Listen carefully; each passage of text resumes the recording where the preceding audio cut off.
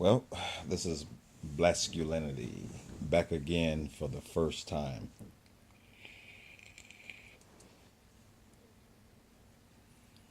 Wanted to come to you today and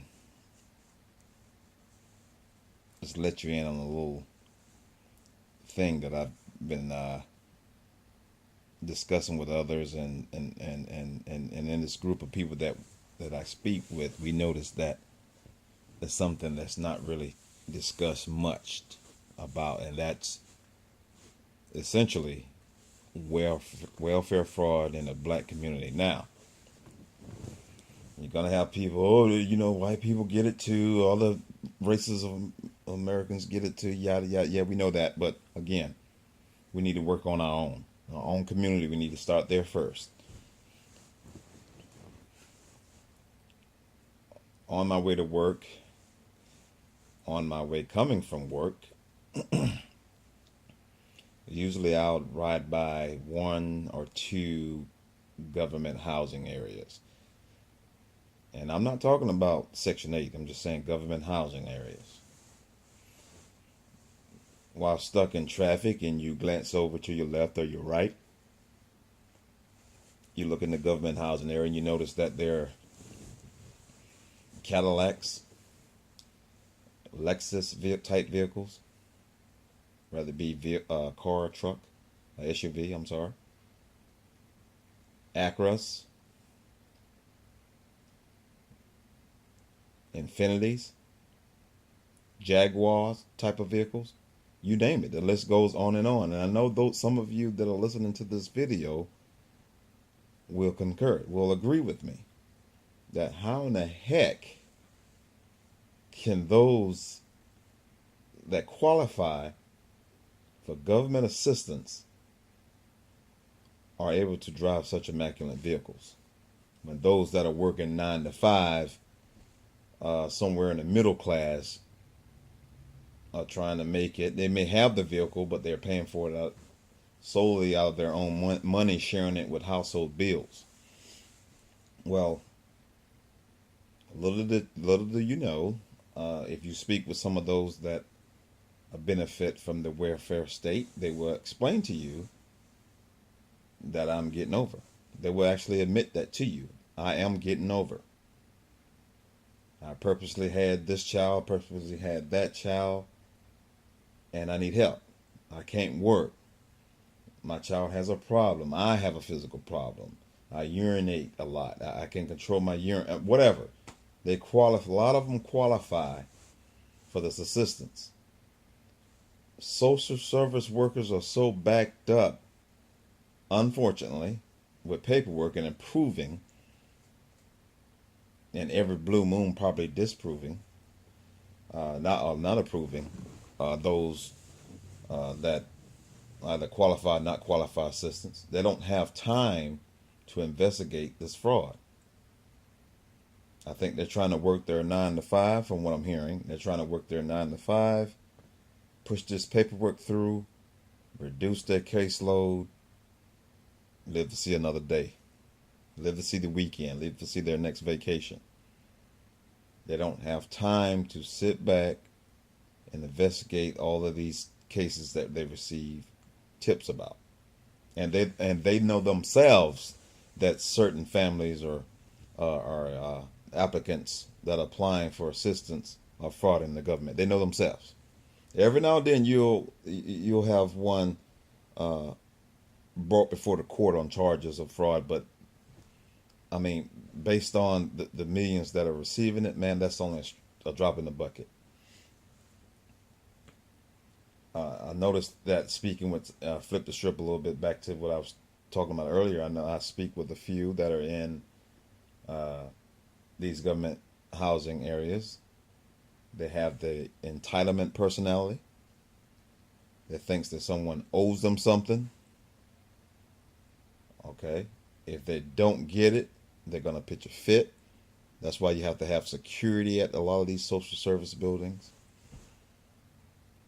The place is a mess. If you ride through there and look, it's a mess. Trash is on the ground. You get a decent rain, the grounds are flooded. But yet you walk through or you glance through the parking lot and you see 5, 6, 7, 10 vehicles sitting on 20-inch, 24, 22-inch rims on nice vehicles. And these are some of these vehicles the women are driving. Now, a lot of you say, well, that's probably because the drug boy helping them out, etc., etc. It doesn't matter. My thing is get off of your butt and work for what you need, work for what you want.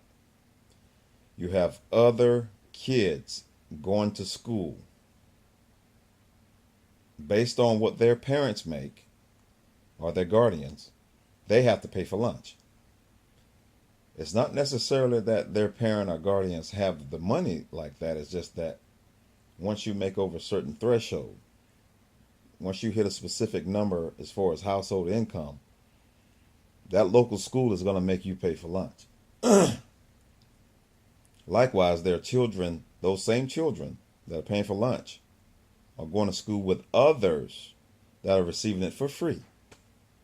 Now, this is not the child's fault because they can't help what they're born in. But that just shows you how the system is. The child is perfectly fine. Their parents are perfectly fine. I know some of them myself. They receive vouchers for daycare, essentially for free. You have other parents that are busting their humps, or guardians, grandparents, what have you, are busting their humps trying to pay bills, trying to pay the house note, car note, as well as have monies available to pay for child care if their child cannot be left alone by themselves. Pay for child care while they're at work. Have to pay for it. This is a very, very unfair system, very unfair state. And there are strong talks that the current administration is going to crack down on this. Don't know when, don't know how. Well, I've read some things as to how, but whether or not that's going to come to fruition remains to be seen, because these Democrats are really pushing back and fighting back, almost like revenge from what happened to the last administration from 2008 to 2016.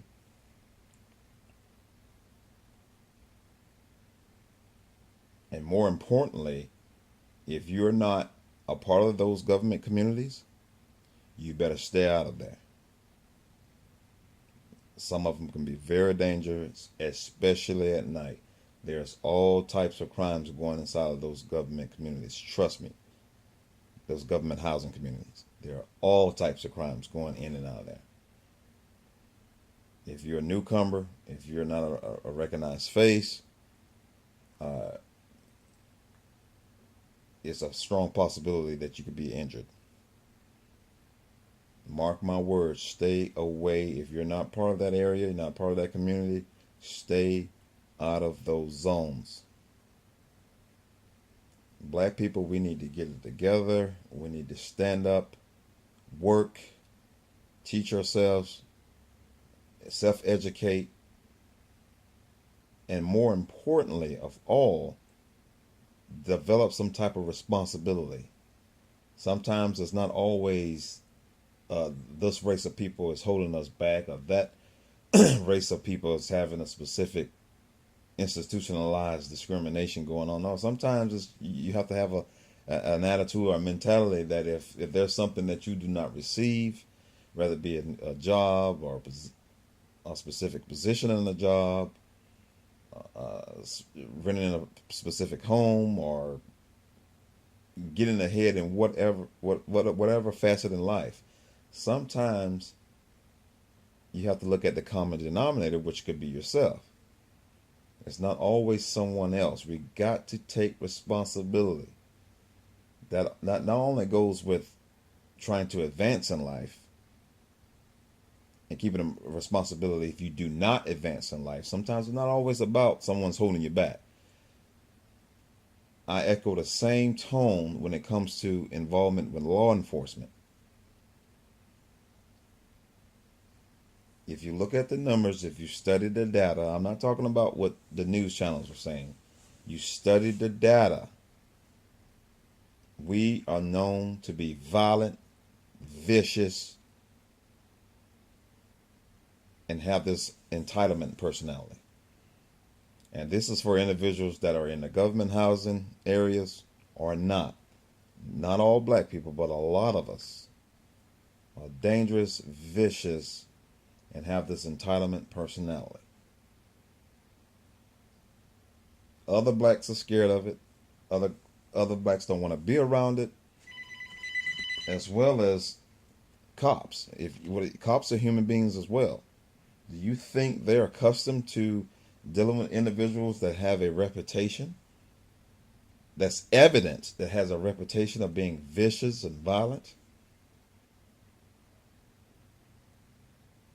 So again, take some responsibility. If you're on government assistance, get off of it. Take some responsibility. Pull yourself up by the bootstraps. Go get a job.